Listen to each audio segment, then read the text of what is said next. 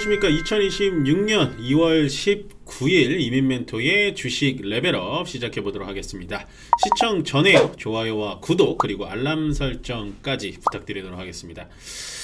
긴 연휴 잘 보내고 오셨나요? 연휴가 너무 길었죠. 저는 연휴 내내 어떻게 여러분들에게 좀 쉽게 상황을 전달할 수 있을까 라는 기대감과, 그리고 이제 연휴 동안 좀 길게 느껴진 게 뭐냐면, 옛날 같으면 미국 시장이 열려가지고 미국 시장이라도 분석하고 막 그랬는데, 월요일 날까지 미국 시장도 그 대통령? 워싱턴 데이라고 해서 월요일 날 쉬니까 토, 일, 월, 3일 연속, 그러니까 저는 되게 지루했습니다. 그래서 하루빨리라도 여러분들을 좀 만나 뵙고 싶다라는 생각을 했는데, 그래서 화요일 날 미국 시장 그냥 지지부진했고, 그 다음에 수요일이죠. 어제 시장이 미국 시장이 제대로 반등을 보여줘서 오늘 우리 시장이 그간 못 올랐던 거를 반영해주는 시장이지 않았나. 그리고 심지어 어제 일본 시장도 굉장히 좋았습니다. 그래서 좀 부담 없이 시장을 시작한 거 아닐까라는 생각을 하고요. 일단은 오늘 가장 놀라운 뉴스가 저는 이거였던 것 같아요. 물론 우리나라 시장이 너무 많이 올라왔기 때문에 지금 여기에 대해서 관심이 없을 수 있는데, 메타 아시죠? 옛날 페이스북, 인스타그램. 이 메타가 원래는 자체 AI 칩을 개발을 하고 있었습니다. 그래서 뭐 TSMC랑도 연결을 해보고만 했는데 잘 안 돼요. 그래서 결국엔 엔비디아의 GPU를 납품받기 시작했고, 거기다 CPU까지 신규 도입하기로 했다. 이게 뭐냐면, 메타 저커버그가 웬만한 사람이 아닙니다. 이 저커버그는 약간 일론 머스크랑 비슷해가지고 본인이 혼자 시작해서 본인이 다 하는 걸 좋아해요. 근데 어렵다는 거예요, 지금 이게. AI 칩을 혼자서 만든다라는 게 쉬운 게 아니라는 게 메타가 보여주는 겁니다. 그러면 여기서 어떤 얘기가 나오냐? 우리나라 삼성전자, SK 하이닉스 앞으로 더 좋을 수밖에 없구나. 물론 메타 같은 애들이 AI 칩을 스스로 만든다 해도 사실은 삼성전자, 하이닉스는 더 좋아질 거거든요. 근데 이 시점에서 여러분들 반도체 종목은 무조건 30% 이상 가져가십시오 라고 얘기 드리고 싶었습니다. 이 얘기를 얼마나 하고 싶었는데 제가. 반도체는 필수다 라고 보시면 되고, 그 다음에 또 오늘 매수 사이드카가 발동됐습니다.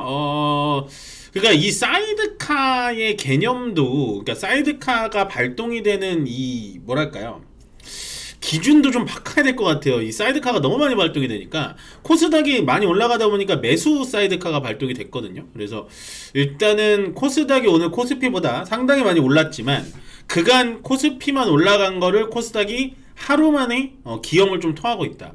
그럼 이 상승세가 오늘로 끝날 것이냐?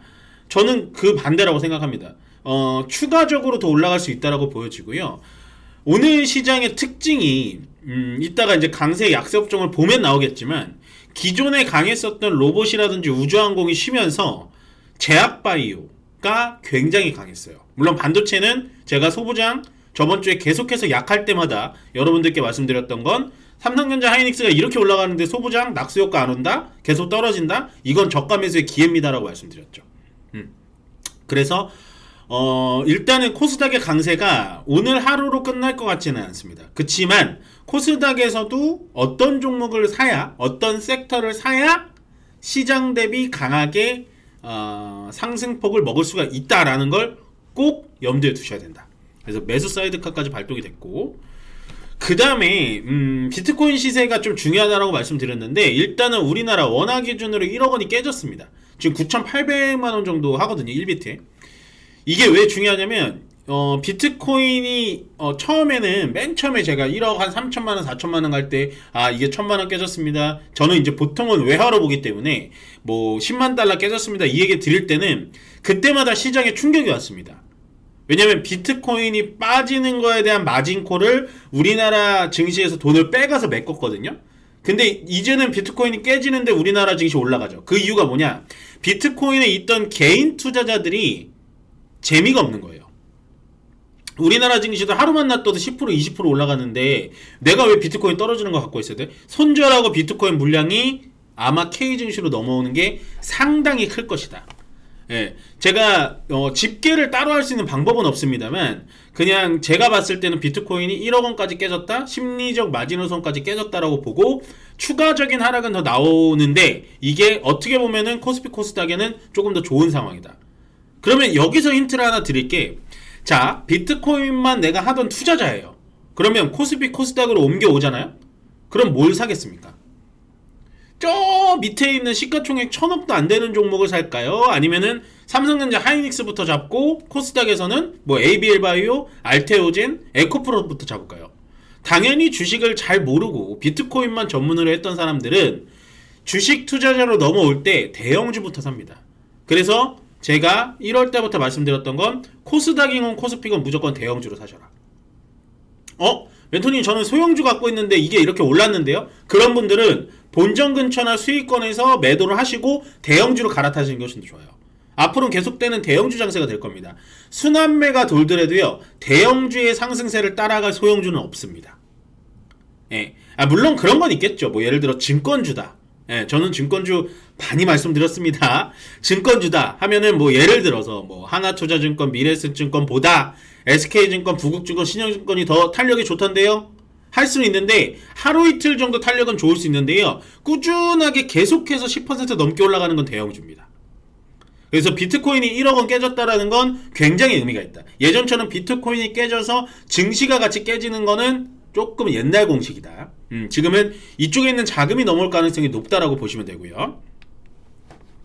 그 다음에 마지막은 제가 코스닥의 오늘 상승이 끝이 아닐 것이다 라고 말씀드리는 게 이거예요. 코스닥 집중관리단. 이거는 제가 레벨업 시간에 거의 하루 걸러 하루만큼 여러분들께 강조드리는 건데, 코스닥을 3000스닥을 만들고 최소한 2000스닥을 만들려면 정말 죄송하지만, 보유하신 분들에겐 정말 죄송하지만 상장 폐지돼야 될 종목들이 200종목이 넘어요.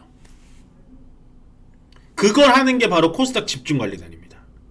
예, 실적이 안 나오거나 아니면 동전 주거나 시가총액이 뭐 800억 이하라던가 뭐 그런 기준을 신설해가지고 상장 폐지될까 빠르게 상장 폐지시킬 거예요. 그래서 제가 뭐라 그랬죠? 1000원 이하짜리 종목 중에 기회를 찾아볼 수 있다 라고 말씀드렸던 게 바로 SK증권이었어요. 왜냐면 걔는 어쨌든 SK증권이 망하진 않을 거고 1000원 이하였거든요. 960원이었는데 상한가 2번 쳤죠. 예, 증권주의 힘이 입어가지고 그 아이디어를 레벨업해서 가져가셔야 되는 거예요.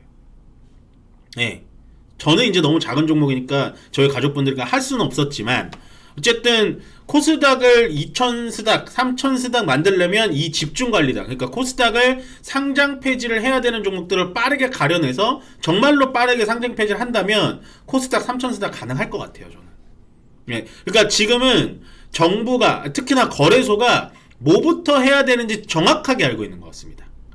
예, 코스닥을 그냥 민기적 무조건 정책 내서 지수를 올리는 것보다 상패부터 하자. 저는 완전 박수치고 찬성. 네, 그렇게 보시면 될 것 같고, 그 다음에 이제 강세업종과 약세업종을 볼게요. 강세업종, 증권주 더 이상 말씀 안 드리겠습니다. 네, 저는 증권주의 정말 예찬론자였고, 물론 이제 미래에셋증권, 한국금융지주 뭐 이런 걸 좋아했지만 미래에셋증권은 뭐 우주까지 이렇게 재료가 붙어가지고 갈 줄은 몰랐죠. 그것까지는 제가 예측을 못했지만, 제가 증권주를 무조건 갈 수 있다라고 계속해서 말씀드렸던 이유는 우리는 2000시대에 살았어요. 코스피 2000시대, 3000 이하 시대. 그러다 지금 5000, 5500까지 가는 시대에서 증권주에 대해서 수수료가 얼마나 많이 늘어났을 거며, 거기다 하루에 일어나는 거래대금에 대한 수수료만 보더라도 증권주는 당연히 수익률이 높을 수밖에 없겠죠. 그럼 앞으로 증권주 어떻게 될 거냐? 저는 은행주보다 증권주를 계속 좋게 봅니다.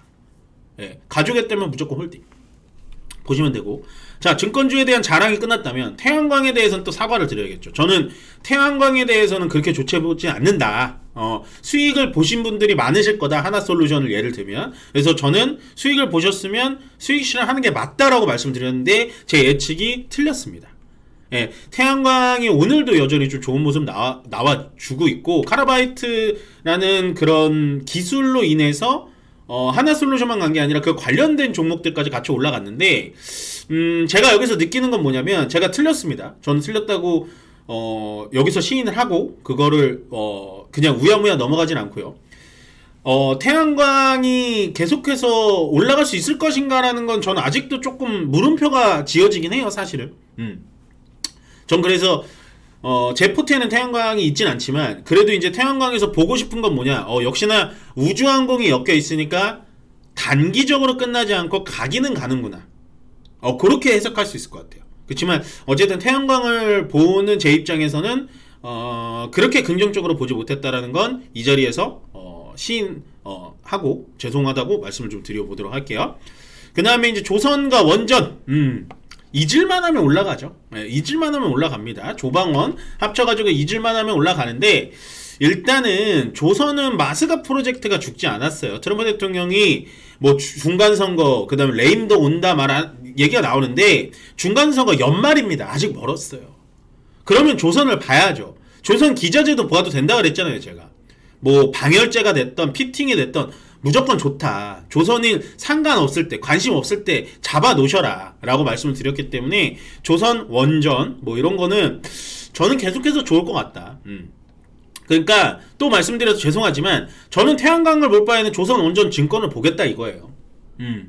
아시겠죠? 그 다음에 제약바이오, 정말 제 아픈 손가락이죠. 저는 제약바이오에 대해서는 굉장히 예찬론자고, 그 다음에 제약바이오의 기술력이 예전과는 다르다.